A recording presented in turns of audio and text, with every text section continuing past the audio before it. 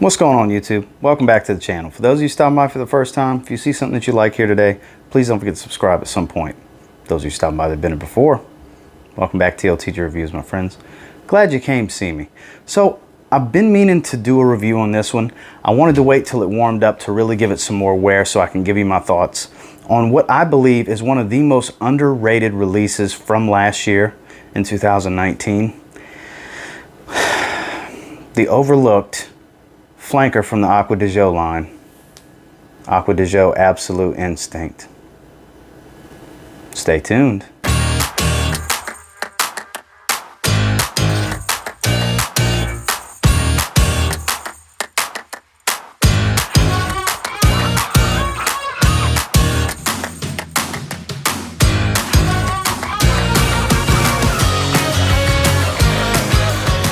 So, Acqua di Gio Absolu Instinct. So I don't have the box anymore. I did not keep it. So we will just take a look at the bottle for the presentation. So it does have that dark brown translucent glass with this gold print for the name of the company, Giorgio Armani, fragrance line, and the flanker name, Absolu Instinct. And the cap actually has this riveted design, these markings in it, has a faux wood look to it.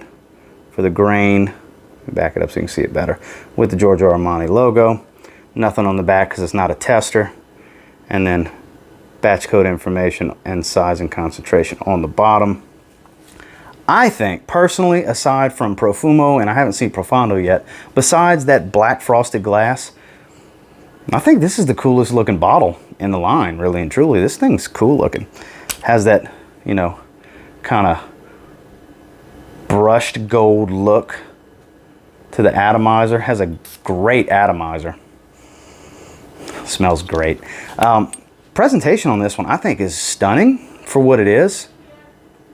So I'm going to give it a 7.5 out of 10. Now, as far as this scent, it was released, like I said, in 2019, last year. It's classified as a woody aquatic. I'll put the notes right here for you. So what do I get from it? So in the opening, you're getting that blast of C notes. It's much richer than the original Acqua di Gio. The DNA is there in the background, but it kind of becomes its own fragrance. It smells more like a twist off of Profumo than it does off of the original. You get that blast of C notes with a little mild citrus, and I do get some of the seaweed. Now, the seaweed doesn't really add a saltiness. It does add a little bit of a bitter quality, but it's not overbearing. The seaweed is not, at least off of my skin and to my nose, the seaweed is not overly prominent here. You can detect it, but it just adds a quality more than just jumps out and screams, hey, seaweed, you know? And then in the transition, the C notes really are the star of the show with the dark woods, which is the ebony wood and the amber wood. The amber wood has that richness that I've spoken about before. You can really detect the amber wood. It's very amber wood heavy.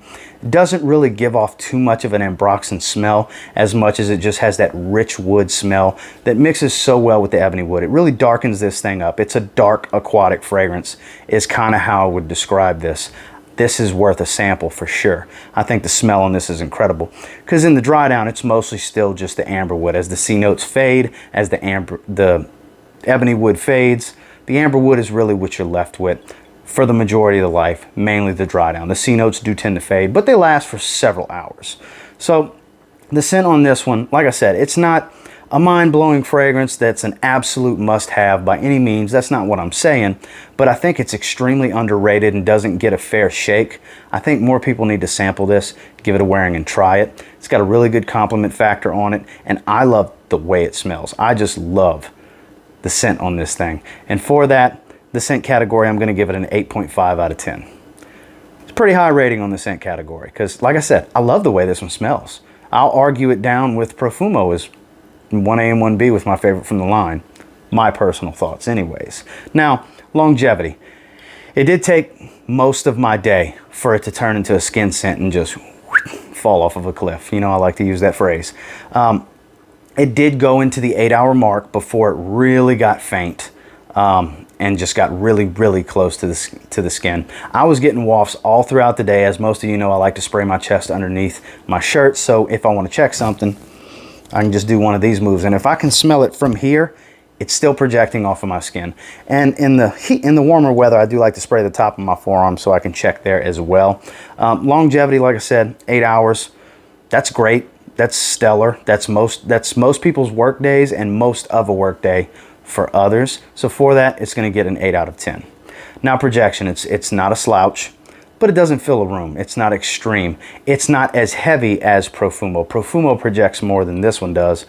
Definitely projects more than, it's kind of 1A and 1B with Absolu, really. This projects kind of like Absolu does, where it's beyond arm's length for that first hour. Then you're getting a little bit below an arm's length for a few more hours. I would say another 2 hours, really. And then you get, you know, it's kind of close to the skin with a mild scent trail. You do get wafts. People will smell you when you walk by. If there's a mild breeze and they're downwind from you, they'll smell you for several hours. So for that, I'm going to give it a 7.5 out of 10 in projection.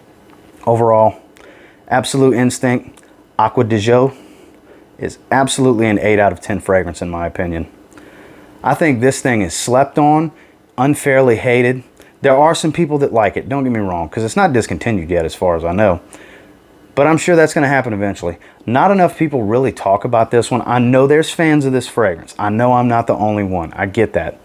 But I feel like there's a lot of people that unfairly just kind of shunned it and didn't really give it a try. I feel like if more people sampled this one, more bottles of this would get sold, because I think this is going to border into the hidden gem territory at some point, as long as it stays on the market, because it's very underrated in my opinion. I think Absolute Instinct was a great release. It added diversity to the line. It wasn't the same old smell. It was taking that smell and twisting it a different way.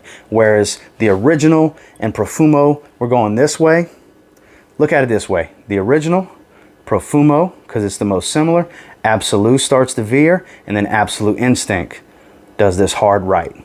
It really, to where you can have the whole line, and it's not redundant.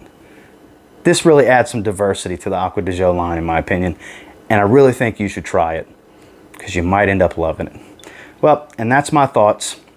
Until next time, do me a real quick favor. Go ahead and like, comment, subscribe. Do appreciate all the feedback. I love hearing from you guys. How many of you agree with me and think this thing's great? How many of you have tried it and can't stand it? It's not going to be for everyone. I understand that. The seaweed might be overly powerful coming off of your skin and you hate the smell of seaweed, or the ebony wood may put you off. I think it adds a great unique twist to this DNA, in my opinion. So I would definitely check it out. I'm going to be wearing it a lot more this summer. And until next time, I will say, if you give Acqua di Gio Absolute Instinct a try, who knows? You might end up thanking me later. Have a good one, guys.